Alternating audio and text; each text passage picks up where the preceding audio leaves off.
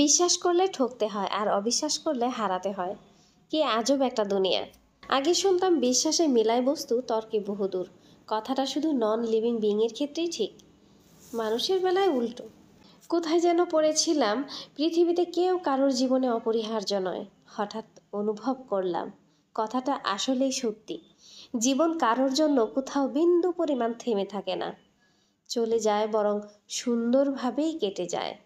যে মানুষটা আপনাকে ছাড়া বাঁচতে পারবে না বলে ভাবছেন, তার জীবন থেকে হারিয়ে গিয়ে দেখবেন তার জীবনে কোনো প্রভাব পড়ে কিনা।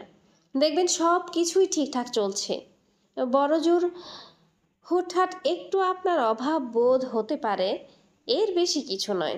সময়ের সাথে সাথে সব মানিয়ে যায়। আসলে মানুষ অভ্যাসের দাস।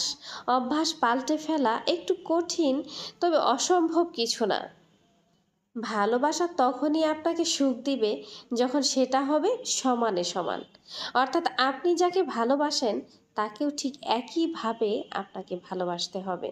আপনি যেমন আপনার ভালোবাসার কিংবা পছন্দের মানুষটাকে গুরুত্ব দেন, সময় দেন এবং তার যত্ন নেন, ঠিক একইভাবে তাকেও আপনাকে গুরুত্ব দিতে হবে, সময় দিতে হবে এবং যত্ন নিতে হবে।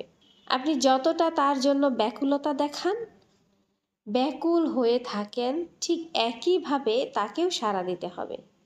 আপনার মতো করেই ঠিক তাকেও ভালোবাসতে হবে। ভালোবাসা সুন্দর যদি তা হয় সঠিক মানুষের সাথে। যে ছেলেটা বাগান করলে গাছে যত্ন নিতে হবে বলে গাছ লাগাতো না, সেই ছেলেটাও একদিন গোটা পরিবারের দায়িত্ব নিতে শিখে যায়। যে মেয়েটা শাড়ি সামলাতে হিমশিম খেত, সেও একদিন গোটা সংসার সামলে নেয়।